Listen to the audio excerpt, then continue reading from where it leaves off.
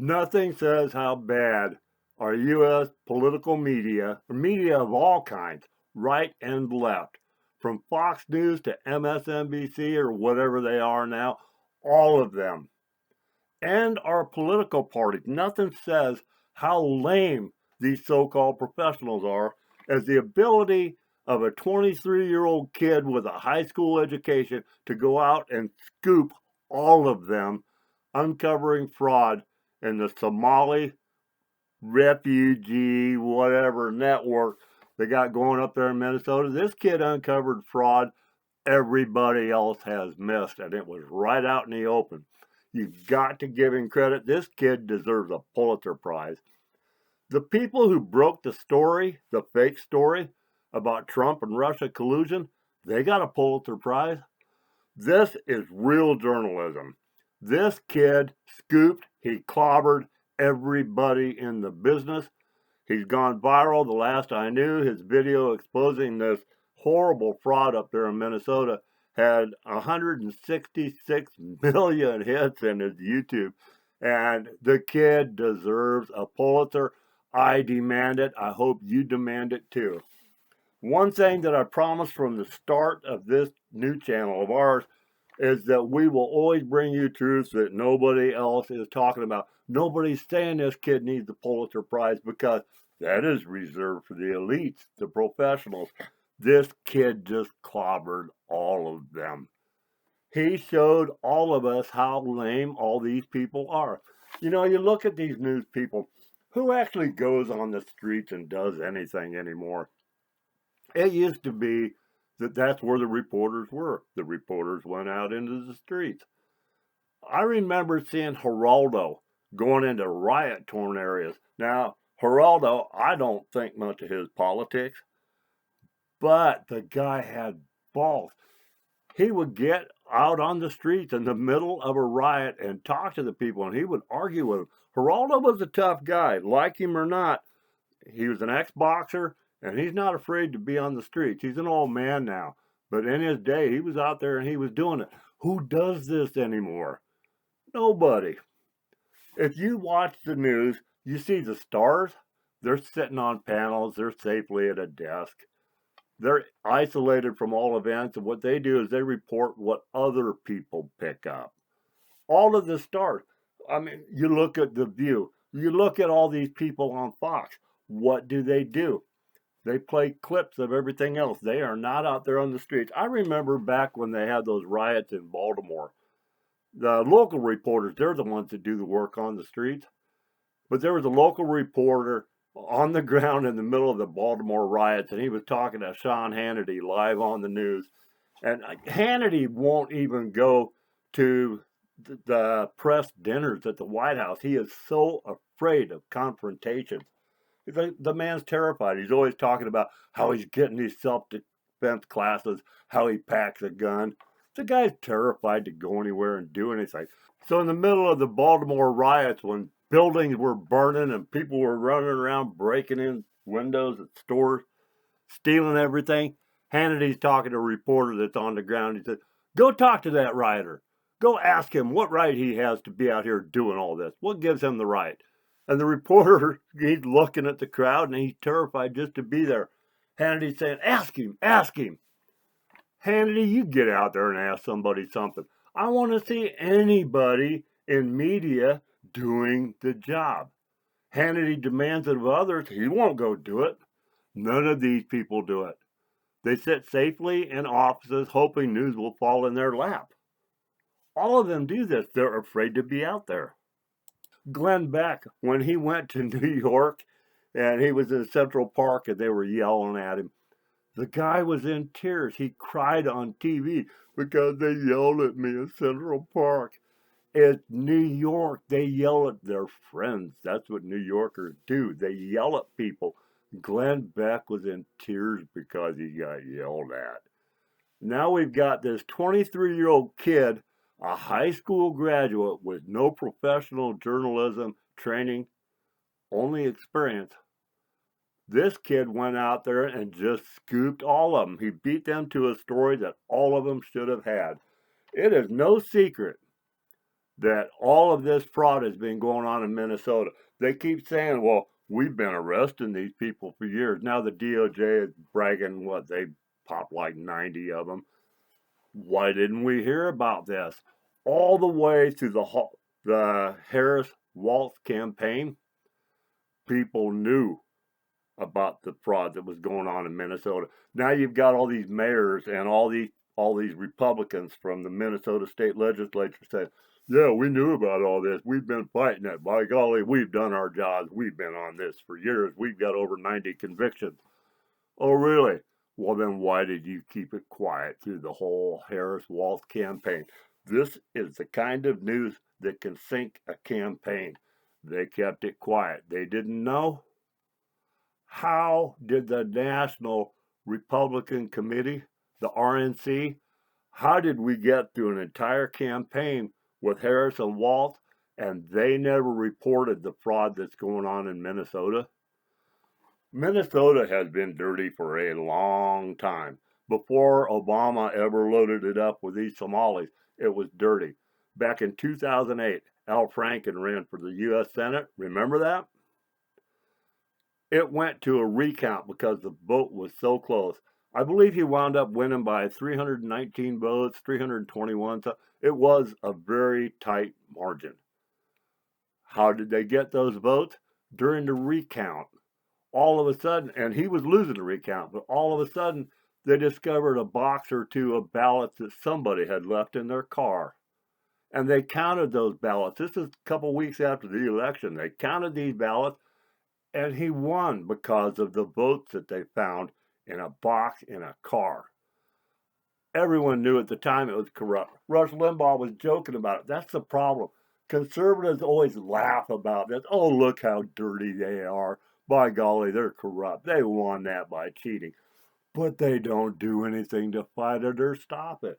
Al Franken, those votes should have been thrown out at the time. He should have never gone to the Senate. But he did, and he was forced out because he was on an airplane. Remember this? There was a National Guard woman, good-looking girl, in National Guard uniform, asleep on a plane because they were being deployed somewhere. And Al Franken stood above her trying to make a joke like he was grabbing her breasts. That cost him his seat. That he had to leave. And he's been pretty much gone ever since. That's the kind of fool that was allowed to win in Minnesota by cheating on votes clear back in 2008. It's been going on this long. Now, I want Nick Shirley to interview Obama. Since no one else will do this, Obama has been hiding ever since this whole Somali thing blew up. Obama brought those Somalis in, and he brought in other Africans. He brought in the Sudanese. These people were scattered around Republican districts in America so that they could change the votes in the district to give Democrats favorable position in elections. That is exactly what happened in Minnesota. They say Walz is afraid of the Somali community because he can't win without them. That is how important they are. These people that were brought in as political stooges to rig elections, none of them should be here. They should all have their citizenship revoked because it was gifted to them just for political purposes. These people are sub-child, okay? Mentally, they have no capacity for coming here from overseas and suddenly knowing how to work the system. You're telling me that these people that are like one step away from wearing grass skirts and huts all of a sudden are capable of manipulating the American system from the inside and scamming billions out of American taxpayers? They were handled. They were groomed. They were brought over here. They were showed how to do this. This needs to be investigated, but of course it probably won't be because once it gets to the top Democrats, Trump and Bondi are protecting these people. There are no top Democrats that ever get prosecuted for anything because we have a two-tier justice system. Nick Shirley, by God, he has done us all a favor. The man deserves a Pulitzer Prize. I hope he keeps digging in because the Republican Party And our justice system is not digging into this. They will get some low-level people. They might even get Tim Walz over this. He might be destroyed politically. What do you think the chances are he or anybody else of the upper tier will be charged with any crimes? They won't be, because no one's going to look quite that deep. Everyone's been blaming Bondi. Well, Bondi has taken orders from Trump, and Trump has admitted that he didn't prosecute Hillary because he just didn't think that was good for the country. Tim Walz is not top-tier Democrat. He got pulled into that Harris campaign just by luck. I mean, God only knows what they were thinking when they brought that idiot in. I mean, they already had an idiot for the #1 spot. You might as well get an idiot for #2. But what is going on over there that they get away with this? What is going on with the Republican Party? Political opposition is the first thing that you look at in a campaign. You look at your opposition. Opposition research. You go in, you crawl up their butts, and you find anything you can that is bad. The Republican Party did not do effective opposition research on Tim Walz and the situation in Minnesota. They should have found this.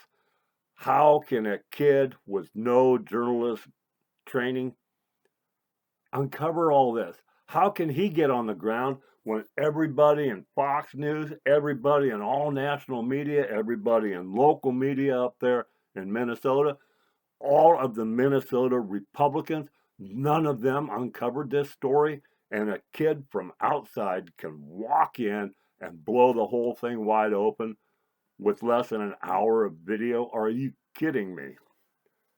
He did the work because he cared. Evidently, nobody else cares. This kid deserves a Pulitzer Prize. This kid deserves recognition from Trump, who he has already met. He's already met with Trump. Trump knows who he is. He puts himself at risk repeatedly. I've seen, you can see it yourself. Go to his YouTube channel and look at the things he's reported on. He has been in danger. He has to have a bodyguard out there. One bodyguard in the crowds that he walks into, that's not enough defense. So far, he's been very lucky. I mean, look what happened to Charlie Kirk. This kid's life is now in danger. I hate to say it, but that is where we are in America. His life is in danger. Up his security. Trump recognized this kid, and I hope every American that cares about truth, honesty, and all the corruption in government and getting something done about it, I hope everybody demands that he get the Pulitzer Prize. I hope everybody shares this. We're a new channel. Please like, subscribe, help us out. We're trying to help Nick Shirley here because this is long overdue. Our American media and our political parties are not doing the job of representing us or getting the truth out. None of the media looks good after this. They should all be embarrassed. They give each other awards. They talk about, oh, we're just after the truth. Yeah, we're digging in. We're bold. No, they're not. And this kid just proved it. God bless Nick Shirley. We've got to get this right. We got to back this kid up. He deserves a Pulitzer Prize. Probably the only Pulitzer Prize anybody's deserved in the last 10 years that I can think of. I can't think of the last person that got one that actually deserved it. You tell me who that is. They got one for breaking the story about Russian collusion? For God's sake, come on. Have Nick Shirley interview Obama. Obama, I dare you to sit down and explain your Somali immigration program to someone that will ask you the real questions. Regular media won't do it. They're not even talking to Obama. Who has had Obama on explaining how all of this happened? These people, they got brought in, they got groomed. I used to run some pretty big companies, okay? I ran industrial companies, and the state would bring in these African immigrants. They couldn't even speak English. The state would bring them in those extended 12-passenger Dodge vans. They would come in, and they had interpreter with them, and they would come in, they'd want to fill out job applications. I never hired them because safety reasons. If they couldn't read the safety signs, if they couldn't listen to orders from their supervisors, we couldn't use them. But the state tried. That shows you that the state does this. The state loads them up. Somebody loaded these people up and took them in and showed them, look, you can do the autism programs. You can do learning centers. You will get federal money. How many kickbacks were given? There's a reason all of this happened. Nick Shirley just scratched the surface. I hope he keeps digging because nobody else is getting it done. He deserves a Pulitzer Prize for what he's already accomplished. God bless Nick Shirley. We've got to back him up. And if we get this right, maybe God will continue to bless this great country of ours. Thanks for listening.